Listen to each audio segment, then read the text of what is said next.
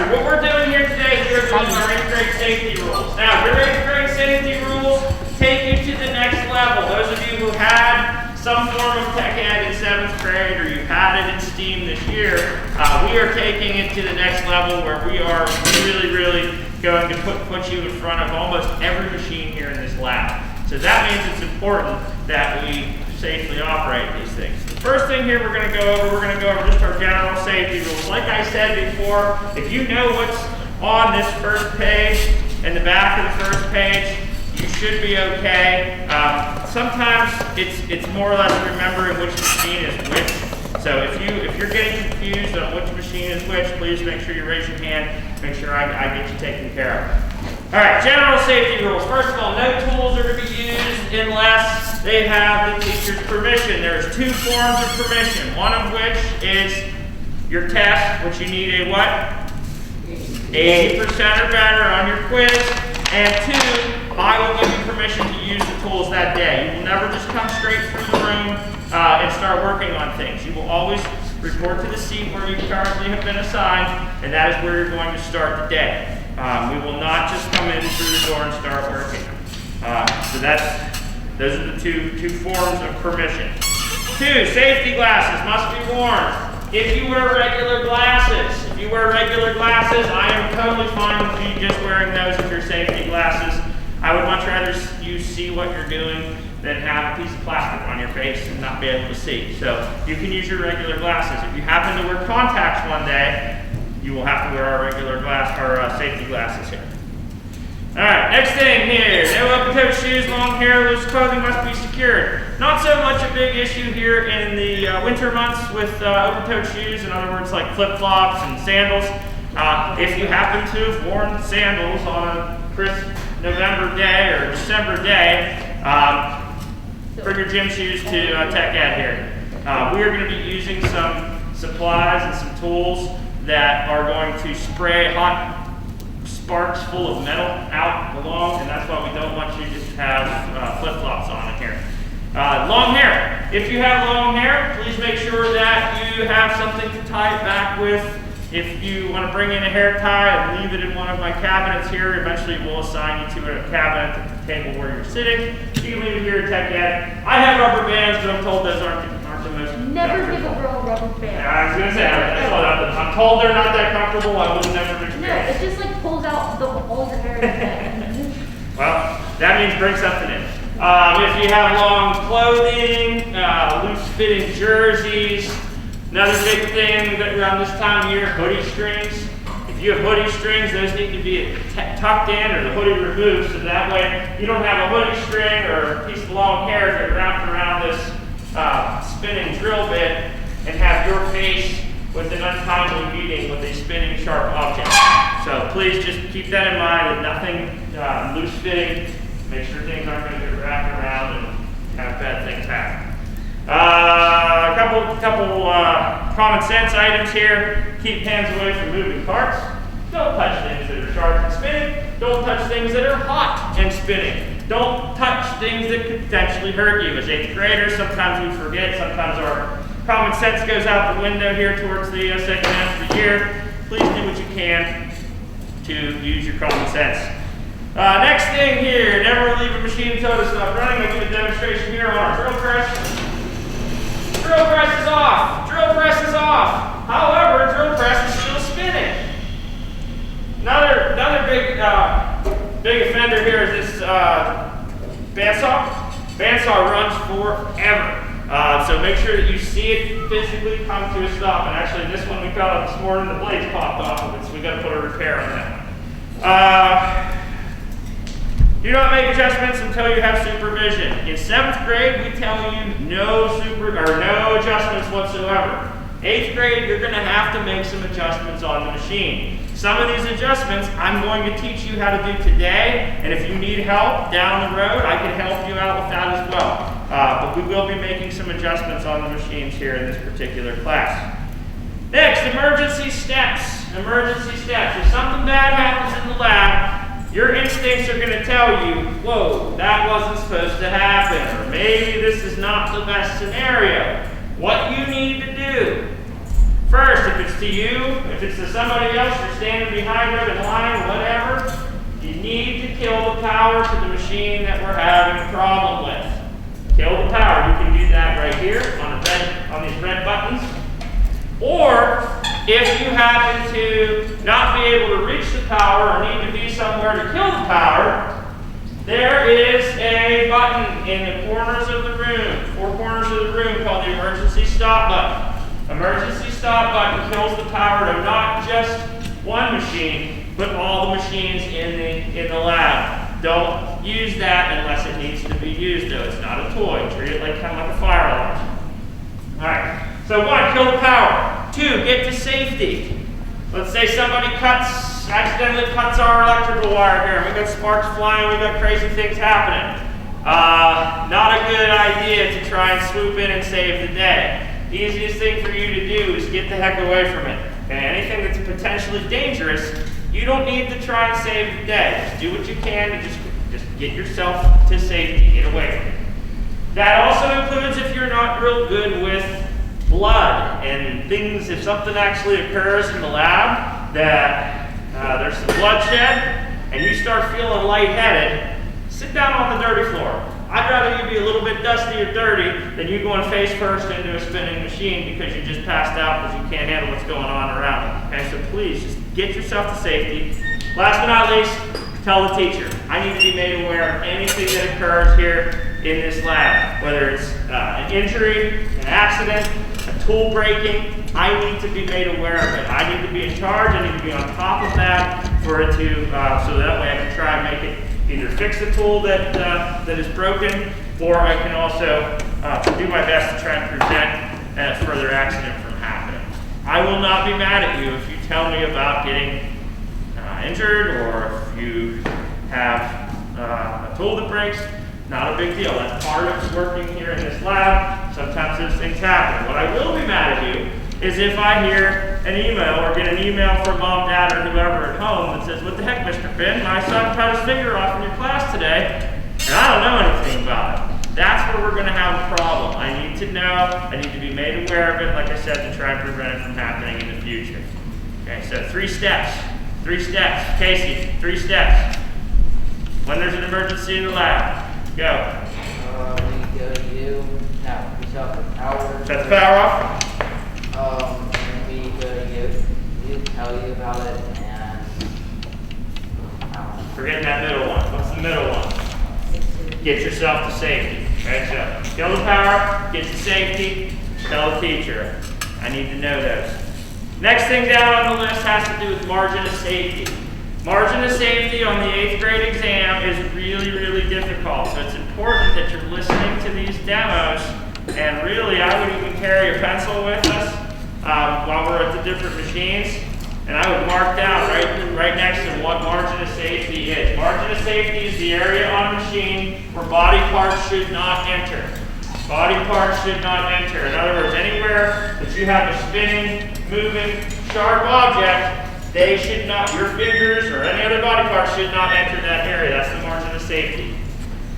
When we go to 7th grade and the 7th grade machines, including the steam machines that we talked about, that some of you that have had steam, those are either 4 or 2 inches. In Tech Ed 8th grade, we take, like I said, we take a step up here, we get you into 6-inch margin machines. So these are machines that if used improperly, or you get your fingers inside of that 3-inch margin or 6-inch margin of safety, could potentially really harm you. So it's important that you take notes on what size and what machine and what margin of safety. Questions? All right, before we get out into our power machines, let's finish up here with some of our hand tools. Hand tools located in the closet over here. Once you pass your test, once I say you are now free to move about the classroom, get the tools that you need.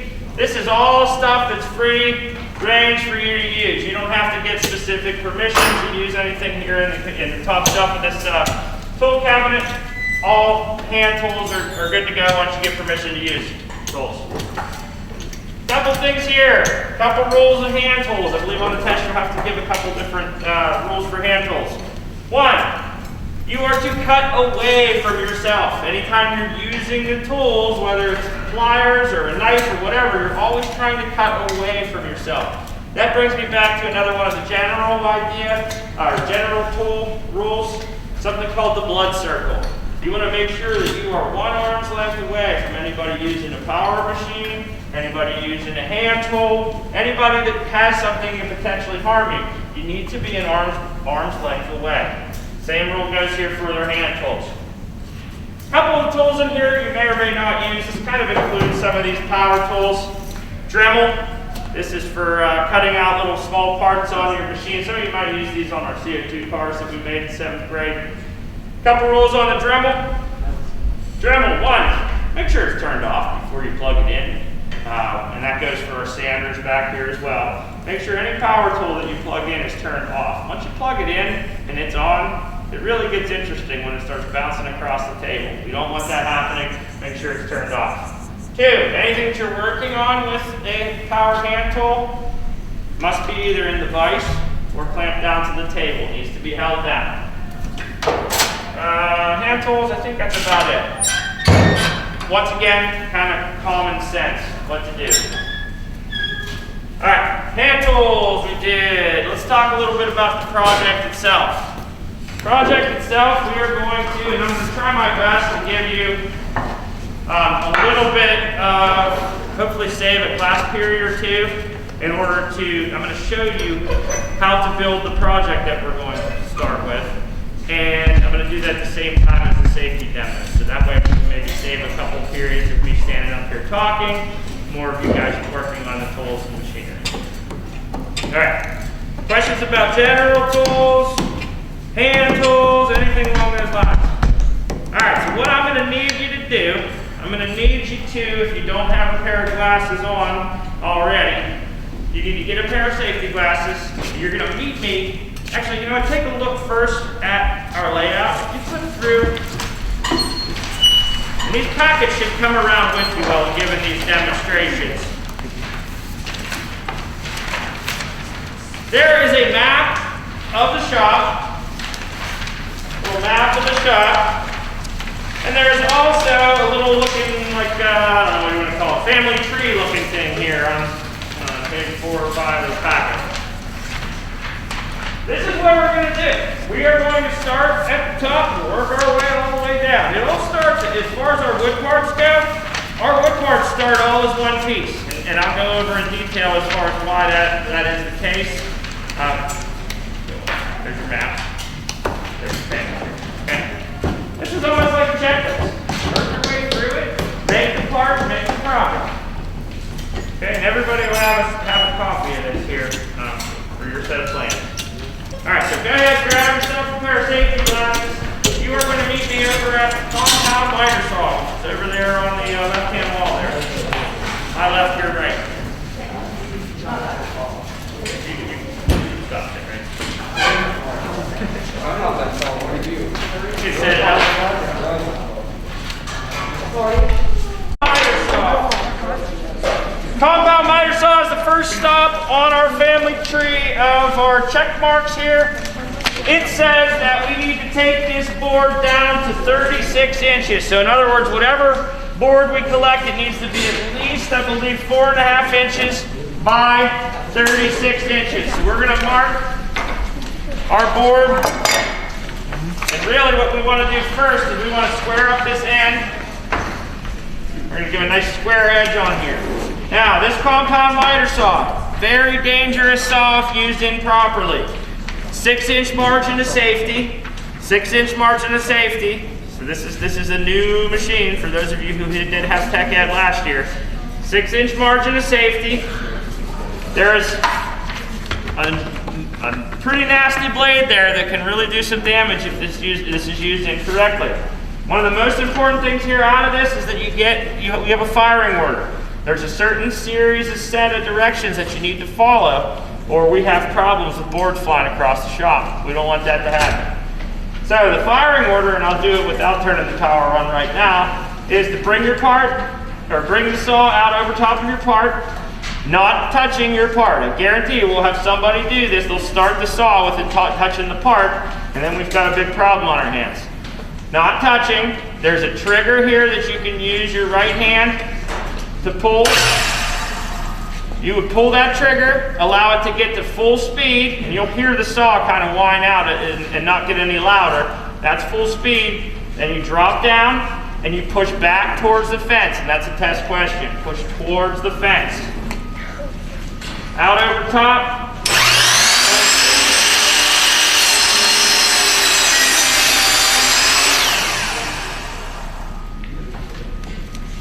You do not raise the blade of that saw until it has come to a full stop. Now, according to the plans, we need to mark ourselves 36 inches and make a cut. 36 inches. Pretty sure you guys know how to use a tape measure. We should hope. Mark. Board needs to be pushed up against the fence and secured. Bring your cart over top. Remember, full speed, then drop down through, push back towards the fence, release, let it come to a full stop, then raise it.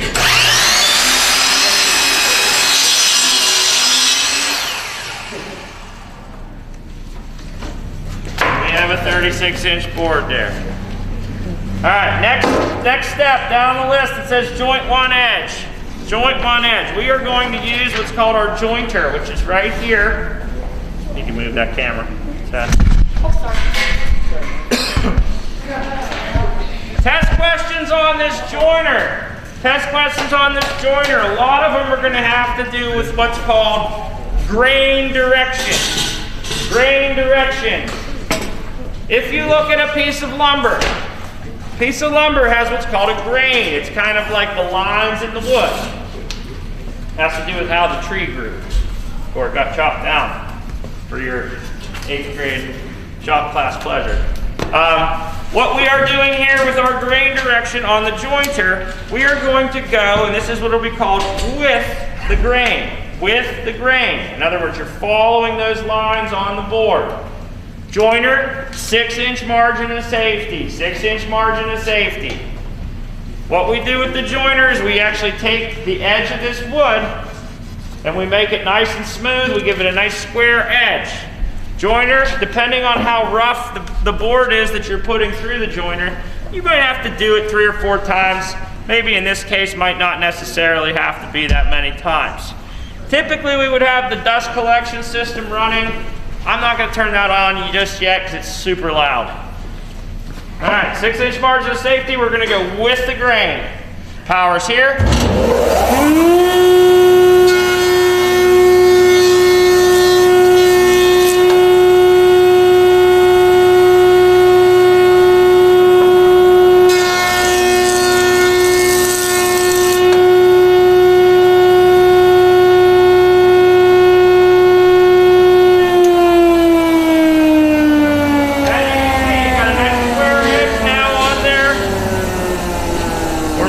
For the next step. And the next step has to do with the machine. Here, we gotta wait for this to come to a full stop.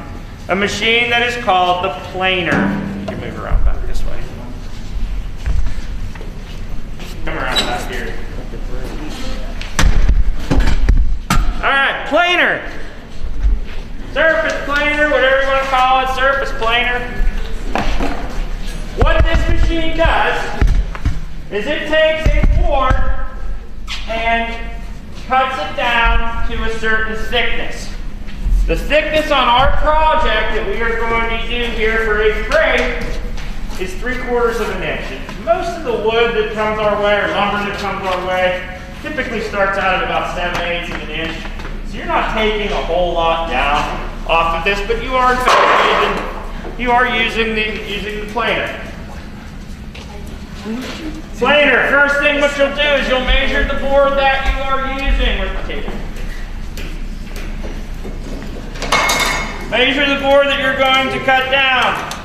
Like I said, most of these come to us about 7/8. This one's close to 3/4 in itself.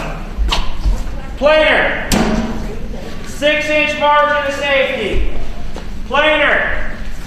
Go with the grain, And like I said, these are the big test questions on these machines. They have to do with margin of safety, and they have to do with grain direction. All right, I'm going to set my gauge over here. I measured this out to be about 7/8 of an inch. What I will be doing is I will be pushing this piece of lumber through the planer, and every time I pass it through, I can give one full rotation. This is where I talked about you actually doing some adjustments to the machines now. You're going to do one full rotation on the adjustment knob, which will bring it slightly down until we do this multiple times and bring it down to our 3/4 of an inch.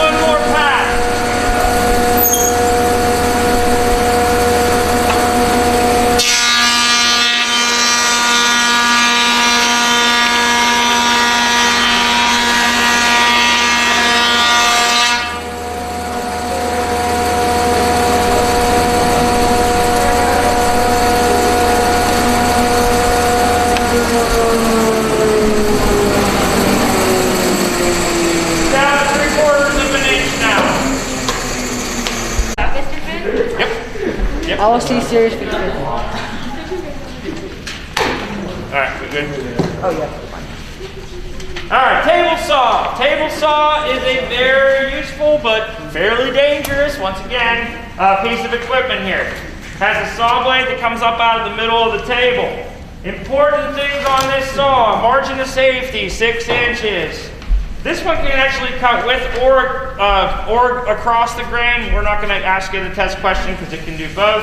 In this case, though, we are going to be cutting with the grain. We are going to set what's called our fence up to 4.5 inches, which is the thickness of our part. Now, we have jointed one edge. That jointed edge needs to go up against the fence. There is a test question. Test question asks, it's okay to cut freehand on the table saw. The answer to that is absolutely not. This machine is much, much, much more powerful than you to stand here and hold this thing and try and hold your part while the machine goes and cuts. If we use our fence here, we can eliminate that. So the fence will actually hold it in and hold it nice and square up against. You don't have anything to worry about as far as having to hold this down. The fence will take care of that for you. Now, a couple things here. Anytime we're inside of our margin of safety, what's the margin of safety on this machine? 6 inches. So in that case, because there's a 4.5 inch gap here, I can't just put my fingers here. If I put my fingers here, I'm inside of that 6 inch margin of safety. So we're going to use these things. These are what are called push sticks. The push sticks, they can be used to force parts through when you go through a margin of safety that you're inside of that margin of safety. So, guard needs to be down. Some operations that the teachers will do and sometimes require us to remove the guard. You as an 8th grade student will never cut anything on this saw with the guard removed. If you happen to come over here and see that the guard has been moved, in other words, not on there because Mr. Finn, Mr. Hooper, or Mr. Hepack were making a cut, you need to let us know immediately and we'll make sure that we get the guard put on. Alright, what we'll do here, once again, power is a little bit different. It's actually this big red button here. You actually pull it out as opposed to pushing it in. And the reason why is if you're cutting a big long board and you needed to turn the power up, you can actually hit that with your knee and turn it off. Makes it kind of a safety feature. All right. Up against the fence with your jointed edge.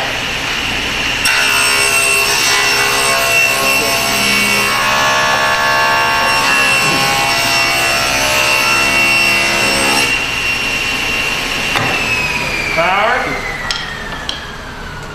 And it's usually a good idea to have a helper on the other side here that brings your part through for you. All right, table saw. Margin of safety, 6 inches. It is okay to cut freehand. True or false? False. Oh. Okay. So now we have a 36-inch board that's 4.5 inches wide by 3/4 of an inch thick. Where do we go next? Take a look at your. I didn't tell you which way it went, whether it's with or against the grain. What do we see here if we're going this way? Against the grain. Against or across or whatever that's not with. Okay? We're going to mark. What's it say? 5.5. 5.5. We're going to mark 5.5. Now, a couple things here about the compound miter. You will see that there are teeth. One goes one way, one goes the other. That's what's called a set. The set is what actually disappears when we make sawdust. So the sawdust comes out of the board. It's got to come from somewhere. It's going to come from the piece of wood that goes away. So when you're cutting things on the compound miter saw, you need to take note as far as what side is going to be left. So in this case, we want to take from the side to the left because when we cut down with the saw, about a 1/16 of an inch goes away because of the sawdust. We can cut that and it'll be the right size still. So this one's a little tricky. There's like a safety thing here, and then a handle to pull. Once again, pull it out over your material.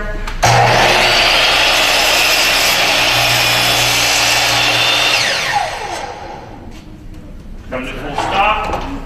Raise it up. This will be your part for the drill bit holder that we're making. What else does it say?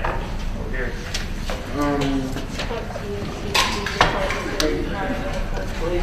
Say it again. Hey, what's up? You know what it is. Get out of here.